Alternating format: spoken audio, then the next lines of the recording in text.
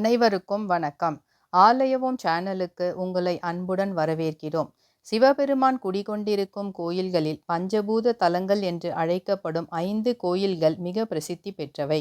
காஞ்சிபுரத்தில் அமைந்துள்ள ஏகாம்பரேஸ்வரர் திருக்கோயிலில் நிலமாகவும், திருவண்ணாமலை அருணாச்சலேஸ்வரர் திருக்கோயிலில் நெருப்பாகவும், சிதம்பரத்தில் உள்ள தில்லை நடராஜர் திருக்கோயிலில் ஆகாயமாகவும், திருவானைக்காவல் ஜம்புகேஸ்வரர் திருக்கோயிலில் நீராகவும், காளஹஸ்தியில் உள்ள காலத்தீஸ்வரர் திருக்கோயிலில் வாயுவாகவும் பஞ்சபூதங்களை குறிக்கும் வகையில் சிவபெருமான் அருள் புரிகிறார். இந்த கோயில்களைப் போலவே சென்னையிலும் பழமையான பஞ்சபூத தலங்கள் அமைந்துள்ளன. அவை எந்த கோயில்கள் என்று முதலில் பார்ப்போம். சென்னை மண்ணடி பகுதியில் பவளக்கார தெருவில் உள்ள காலத்தீஸ்வரர் திருக்கோயில் காற்றை குறிக்கிறது. சென்னை பாரிமுனை பகுதியில் அண்ணாபிள்ளை தெருவில் உள்ள அருணாச்சலேஸ்வரர் திருக்கோயில் நெருப்பை குறிக்கிறது. சென்னை புரசைவாக்கத்தில் உள்ள கங்காதீஸ்வரர் திருக்கோயில் நீரை குறிக்கிறது. சென்னை சூளை பகுதியில் உள்ள சிதம்பரநாத கோவில் வானத்தை குறிக்கும். சென்னை பாரிமுனை பகுதியில் தங்கசாலை தெருவில் உள்ள ஏகாம்பரேஸ்வரர் கோயில் நிலத்தை குறிக்கிறது. கடந்த பதிவில் சென்னை மண்ணடி பகுதியில் பவளக்கார தெருவில் அமைந்துள்ள வாயு தலமாகவும் ராகு கேது பரிகார தலமாகவும் போற்றப்படும் காலத்தீஸ்வரர் திருக்கோயிலை பற்றி பார்த்தோம். அதன் தொடர்ச்சியாக இன்றைய பதிவில் சென்னை புரசைவாக்கத்தில் அமைந்துள்ள பஞ்சபூத தலங்களில் நீரை குறிக்கும் தலமாகவும், பித்ரு சாபம் தோஷம் நீக்கும் பரிகார தலமாகவும் உள்ள கங்காதீஸ்வரர் திருக்கோயிலை பற்றி பார்ப்போம். இத்திருத்தலம் திரேதா யுகத்துடன் தொடர்புடைய பழமை வாய்ந்த தலமாக கருதப்படுகிறது. இத்திருத்தலத்தில் மூலவர் கங்காதீஸ்வரர், ஊன்றீஸ்வரர், குருந்த மல்லீஸ்வரர், பானலிங்கம், வைத்தீஸ்வரர் என 5 சிவலிங்கங்கள் அமைந்திருப்பது விசேஷமாக கருதப்படுகிறது. குறிப்பாக இத்திருக்கோயில் பித்ருதோஷம் பித்ரு சாபத்திற்கு மிக சிறந்த பரிகார தலமாக விளங்குகிறது. இத்தகைய சிறப்புகளை கொண்ட இத்திருத்தலத்தின் வரலாறு மற்றும் பிரார்த்தனை சிறப்புகளை பற்றி திரு சரவண சிவாச்சாரியார் அவர்கள் கூறுவதை பார்ப்போம். ஹரஹர நம பார்வதி பதயே, ஹரஹர மகாதேவா. தென்னாடுடைய சிவனே போற்றி, தென்னாட்டவர்க்கும் இறைவா போற்றி போற்றி. இந்த இடம் புரசைவாக்கம். எக்மோர் ரயில்வே ஸ்டேஷனில் இருந்து 3 கிலோமீட்டர் தொலைவிலும், சென்ட்ரல் ரயில்வே ஸ்டேஷன்லேருந்து 3 கிலோமீட்டர் தொலைவிலும் மத்திய பகுதியில் புரசைவாக்கம் என்ற ஒரு க்ஷேத்திரம் இங்கே இருக்கு. இந்த க்ஷேத்திரம் பகீரதனால் வழிபட்ட க்ஷேத்திரம். இது பகீரதன் அயோத்திய நாட்டு மன்னனாக இருந்தபொழுது, அரசவையில நாட்டியத்தின் பேர்ல ஆர்வம் அதிகமாக கொடுத்திருந்த போது நாரதர் வந்தார். நாரதரை கவனிக்காம இருந்ததுனால சாபம் பெறுகிறார். சாப விமோச்சனமாக பெற்றது. 1008 லிங்க பிரதிஷ்டை பண்ண சொல்லி சாப விமோச்சனம் ஒவ்வொரு க்ஷேத்திரமாக பிரதிஷ்டை செய்து கொண்டு வருகிறார். 1008வது லிங்கம் எங்க பிரதிஷ்டை பண்ணி பூர்த்தி செய்வது என்ற ஒரு குழப்பத்தில் இருக்கும் பொழுது சுவாமியே அசரிவாக்கில் புரசை வனம் எந்த இடத்துல இருக்கோ அந்த இடத்துல பிரதிஷ்டை பண்ண சொல்லி சொல்றார். இந்த இடம் புரசை வனமாக இருந்த இடத்துல சுவாமி எங்க கடைசியா பூர்த்தி பண்ணி சாப விமோச்சனம் பெற்ற ஸ்தலம் இது. இந்த பகீரதனால் வழிபட்டு கங்கை ஜலத்தினால் அபிஷேகம் பண்ணதுனால சுவாமிக்கு கங்காதரேஸ்வரன் பேரு. இது திரேதாயுகத்துல பகீரதன் பிரதிஷ்டை பண்ணியிருக்கார் ராமாயண காலத்துல. அதுக்கப்புறம் 11ஆம் நூற்றாண்டு 2ஆம் குலோத்துங்க சோழன் திருப்பணி பண்ணியிருக்கிறதாக தொல்லியல் துறை கல்வெட்டு ஆராய்ச்சிகள்ல எல்லாமே நமக்கு ஆவணத்தோட இருக்கிறது. அம்பாள் சாட்சாத் லோகமாதா, தாமரை வடிவான பங்கஜாம்பாள் பேர் அம்பாளுக்கு. இந்த இடத்துல வைகாசி மாசம் விசாக நட்சத்திரத்தில் சுவாமிக்கு பிரம்மோற்சவங்கள்லாம் நடக்கிறது. இந்த இடத்துக்கு புரசை வனம் ஸ்தல விருட்சமாக இருக்கு. நட்சத்திர மரத்தில் பார்க்கும்போது பூர நட்சத்திரம் ஸ்தல விருட்சம். பூர நட்சத்திரத்தில் உள்ள இவங்கெல்லாம் இங்க பரிகாரம் செய்யறது ரொம்ப விசேஷமான ஒரு இது. மற்றபடி பித்ரு சாபம் இருக்கிறவங்க இந்த இடத்துல சுவாமியை வழிபட்டால் சாப விமோச்சனம் கண்டிப்பாக நிவர்த்தி ஆகும். இது உண்மையான ஒரு இது. நிறைய பேர் வந்திருக்காங்க. சாப விமோச்சனம் இந்த இடத்துல நிறைய நடந்திருக்கு. அதனால இந்த இடம் சாப விமோச்சனம் பெற்ற ஸ்தலம்ன்றதுனால பித்ரு சாபம் நிவர்த்தி ஆகும். ஒவ்வொரு மாதம் ஒவ்வொரு விசேஷங்கள் நடந்துட்டே இருக்கும் சுவாமிக்கு. சித்திர மாசம் சித்ரா பௌர்ணமி விசேஷம், வைகாசியில பிரம்மோற்சவம், வைகாசி விசாகம், ஆணி திருமஞ்சனம் நடராஜாவுக்கு உற்சவம் நடக்கிறது. ஆடி மாசம் ஒவ்வொரு பிரதி வெள்ளிக்கிழமையும் அம்பாளுக்கு சந்தன காப்பு, அம்பாள் புறப்பாடு உண்டு. ஆவணி மாசம் பார்த்தீங்கன்னா ஆவணி மூலம் வீட்டுக்கு மண் சுமந்த நிகழ்ச்சியும் நடக்கிறது. புரட்டாசி நவராத்திரி 10 நாள் உற்சவங்கள்லாம் அம்பாளுக்கு நடக்கிறது. ஐப்பசி மாசம் சுவாமிக்கு அன்னாபிஷேகம் நடக்கிறது. கார்த்திகை மாசத்துல கார்த்திகை தீபம் விசேஷமாக நடக்கிறது. மார்கழியில ஆருத்ரா உற்சவம் 10 நாள் பிரம்மோற்சவம் நடக்கிறது. தை மாசம் பூசம் தெப்போற்சவம் 3 நாள் நம்ம கோயில நடக்கிறது. மாசி மகம் சுவாமி புறப்பாடு உண்டு. பங்குனி உத்திரம் திருக்கல்யாணமும் உண்டு சுவாமிக்கு. ஒவ்வொரு மாதமும் ஒவ்வொரு விசேடங்கள் நடந்து கொண்டிருக்கிறது. இந்த கோயிலுக்கு வந்த பக்தர்கள் அனைவரும் குறையோடு வந்து குறை நிவர்த்தியாக போவார்கள். இது சுவாமியுடைய நிச்சயமா சுவாமியுடைய அனுகிரகம். எல்லாரும் அவசியம் வாங்கோ, இந்த கோயில் தரிசனம் செய்யுங்க. எல்லாருடைய சாப விமோச்சனமும் நிவர்த்தி ஆகும்ன்றது சத்தியமான உண்மை இது. ஹரஹர நம பார்வதி பதயே, ஹரஹர மகாதேவா. தென்னாடுடைய சிவனே போற்றி, தென்னாட்டவர்க்கும் இறைவா போற்றி போற்றி. அடுத்து ஆலயத்தை தரிசிப்போம். இத்திருக்கோயில் போக்குவரத்து நெரிசல் மிகுந்த சென்னை புரசைவாக்கம் பகுதியில் அமைந்துள்ளது. இத்திருத்தலம் கிழக்கு மற்றும் தெற்கு நோக்கிய 2 நுழைவாயில்களை கொண்டுள்ளது. பக்தர்கள் வசதிக்காக 2 நுழைவாயில்களும் திறக்கப்பட்டுள்ளன. கிழக்கு நோக்கிய பிரதான ஆலய நுழைவாயிலின் ராஜகோபுரம் 5 நிலைகள் கொண்டு அமைக்கப்பட்டுள்ளது. நுழைவாயிலை கடந்து சென்றதும் விசாலமான ஆலய பிரகாரத்தில் நேரெதிரே கொடிமரம், பலிபீடம் மற்றும் நந்தி ஆகியவை அமைந்துள்ளன.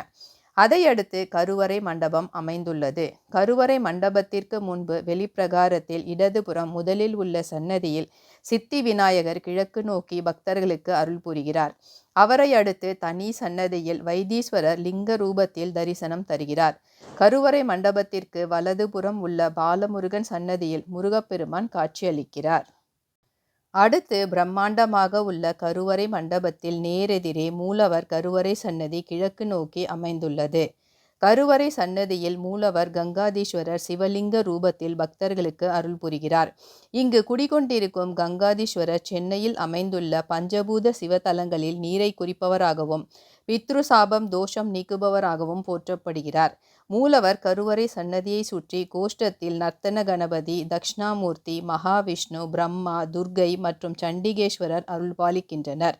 மூலவர் கருவறை சன்னதிக்கு வலதுபுறம் தனி சன்னதியில் உற்சவர் சோமாஸ்கந்தர் கிழக்கு நோக்கி காட்சி தருகிறார். மூலவர் கருவறை சன்னதிக்கு இடதுபுறம் தனி கருவறை சன்னதியில் அன்னை பங்கஜாம்பாள் தெற்கு நோக்கி நின்ற திருக்கோலத்தில் பக்தர்களுக்கு காட்சி தருகிறாள்.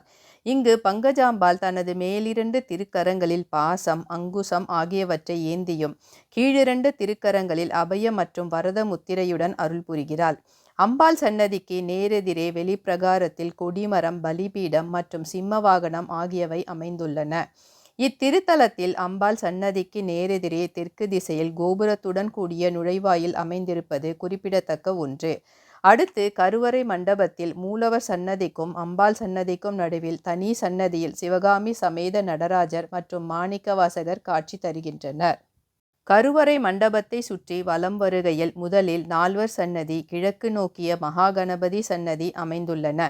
அதையடுத்து வரும் மேடையில் நாகர்கள், சிவலிங்கம், இத்திருத்தலம் தோன்ற காரணமான பகீரதர், காசி விஸ்வநாதர், வீரபத்ரர், சேக்கிழார், குலச்சிறை நாயனார் மற்றும் வள்ளி தெய்வானை சமேத சுப்பிரமணியர் காட்சி தருகின்றனர். இவர்களை அடுத்து தெற்கு திசையில் திருவெண்பாக்கம் ஊன்றீஸ்வரர் கோயிலில் இருந்து கொண்டுவரப்பட்ட உச்சிஷ்ட கணபதி, ஊன்றீஸ்வரர், மின்னொலி நாயகி, நந்தி, துர்க்கை, காலபைரவர் மற்றும் தக்ஷணாமூர்த்தி ஆகியோர் காட்சி தருகின்றனர். முன்பொரு சமயம் திருவெண்பாக்கத்தில் பூண்டி அணையை கட்டும்போது ஏற்பட்ட வெள்ளத்தால் அங்கிருந்த ஊன்றீஸ்வரர் கோயில் தண்ணீரில் மூழ்கியது. அதனால் மேற்குறிப்பிட்ட அனைத்து தெய்வங்களும் இத்திருக்கோயிலுக்கு கொண்டுவரப்பட்டு பிரதிஷ்டை செய்யப்பட்டவை என்று கூறப்படுகிறது. இவற்றை தவிர மண்டபத்தில் பள்ளியறை, சூரியன் மற்றும் சந்திரன் சிலைகள் உள்ளன.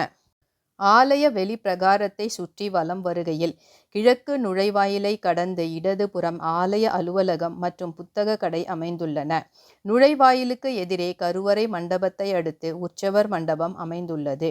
இங்கு வள்ளி தெய்வானை சமேத சுப்பிரமணியர் உட்பட அனைத்து தெய்வங்களின் உற்சவ சிலைகள் உள்ளன.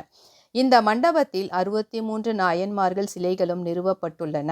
இத்திருத்தலத்தின் வெளிப்பிரகாரத்தில் அமைந்துள்ள குருந்த மல்லீஸ்வரர் சன்னதியில் சிவபெருமான் லிங்க ரூபத்தில் காட்சி தருகிறார்.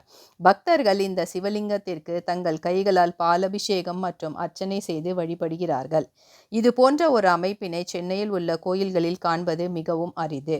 சிவலிங்கத்திற்கு முன்பு ஒரு நந்தி அமைந்துள்ளது. அதை கடந்து சென்றதும் பிரம்மாண்டமான நந்தவனம் அமைந்துள்ளது. நந்தவனத்தின் முகப்பில் பகீரதர் சிவலிங்கத்திற்கு பூஜை செய்வது போலவும், அதையடுத்து மூலவர் கங்காதீஸ்வரர் பிரம்மாண்ட உயரத்தில் நின்ற திருக்கோலத்தில் இருப்பது போலவும் அமைந்துள்ள சுதை சிற்பம் அற்புதமாக வடிவமைக்கப்பட்டுள்ளது. அதையடுத்து சத்யநாராயண பெருமாள் சன்னதி அமைந்துள்ளது. பெருமாள் சன்னதியை கடந்து சென்றதும் கங்கை தீர்த்தம் என்று அழைக்கப்படும் ஆலய தீர்த்த கிணறு மற்றும் புரசை மரம் எனப்படும் ஸ்தல விருட்சம் ஆகியவை அமைந்துள்ளன. இவற்றை கடந்து சென்றதும் அமைந்துள்ள பானலிங்கம் சன்னதியில் சிவபெருமான் லிங்க ரூபத்தில் காட்சி தருகிறார். இவற்றை தவிர பிரகாரத்தில் தீபமேற்றும் மேடை, நவகிரக சன்னதி, ராமலிங்க சுவாமிகள் சன்னதி ஆகியவை அமைந்துள்ளன. இத்தலத்தில் திருக்குளம் ஒன்று அமைந்துள்ளது. பிரார்த்தனை சிறப்பு. இத்திருத்தலத்தில் பகீரத சக்கரவர்த்தி கங்கை நீரை கொண்டு சிவபெருமானை வழிபட்டதன் மூலம் அவரது பித்ருதோஷம் நீங்கியது என்பதால் இத்தலம் பித்ருதோஷம் அல்லது பித்ரு சாபம் நீக்கும் மிக சிறந்த பரிகார தலமாக திகழ்கிறது. இங்கு பித்ருதோஷம் நீங்க எப்படி பரிகார பூஜை செய்வது என்பதை பற்றி பார்ப்போம். சிவபெருமானுக்கு உரிய திங்கட்கிழமை அல்லது மாதந்தோறும் வரும் விசாக நட்சத்திர நாளில் சிவபெருமானுக்கு சிறிது வில்வம் அல்லது புஷ்பங்களை சமர்ப்பித்து அவரை மனமுருக வேண்டி வழிபட வேண்டும். அதன் பிறகு அன்னை பங்கஜாம்பாளை வழிபட்டு அதையடுத்து இங்குள்ள ஆலய தீர்த்தமான கங்கை கிணற்றை வழிபட்டு ஆலய பிரகாரத்தை 3 முறை வலம் வந்து வணங்க வேண்டும். இப்படி தொடர்ந்து 9 திங்கட்கிழமை அல்லது விசாக நட்சத்திர நாட்களில் வழிபட்டால் எப்படிப்பட்ட கடுமையான பித்ருதோஷம் சாபம் இருந்தாலும் அவை அனைத்தும் விலகி வாழ்வில் சிறப்பான முன்னேற்றம் நற்பலன்கள் ஏற்படும் என்பது நம்பிக்கை. ஆலய நடை திறப்பு நேரம் காலை 6:30 மணி முதல் 11:30 மணி வரை, மாலை 4:30 முதல் இரவு 9 மணி வரை. கங்காதீஸ்வரர் திருக்கோயில் சென்னை புரசைவாக்கம் பகுதியில் உள்ள கங்காதீஸ்வரர் கோயில் தெருவில் அமைந்துள்ளது. புரசைவாக்கம் டேங்க் பேருந்து நிறுத்தத்தில் இருந்து சுமார் 100 மீட்டர் தொலைவிலும், நேரு பூங்கா மெட்ரோ நிலையத்திலிருந்து 1 கிலோமீட்டர் தொலைவிலும், எழும்பூர் மெட்ரோ நிலையத்திலிருந்து 1.5 கிலோமீட்டர் தொலைவிலும், கீழ்ப்பாக்கம் மெட்ரோ நிலையத்திலிருந்து 2 கிலோமீட்டர் தொலைவிலும், எழும்பூர் ரயில் நிலையத்திலிருந்து 2 கிலோமீட்டர் தொலைவிலும், சென்னை சென்ட்ரல் ரயில் நிலையத்திலிருந்து 3 கிலோமீட்டர் தொலைவிலும் அமைந்துள்ளது. ஆலய முகவரி: கங்காதீஸ்வரர் திருக்கோயில், 131, கங்காதீஸ்வரர் கோயில் தெரு, புரசைவாக்கம், சென்னை 600084. போன்ற ஆன்மீக தகவல்கள், ஆலயங்கள், சித்தர்கள் வரலாறு, கிரக பெயர்ச்சி பலன்கள் ஆகியவற்றை அறிந்து கொள்ள ஆலய ஓம் யூடியூப் சேனலுக்கு சப்ஸ்கிரைப் செய்யுங்கள். நன்றி, வணக்கம்.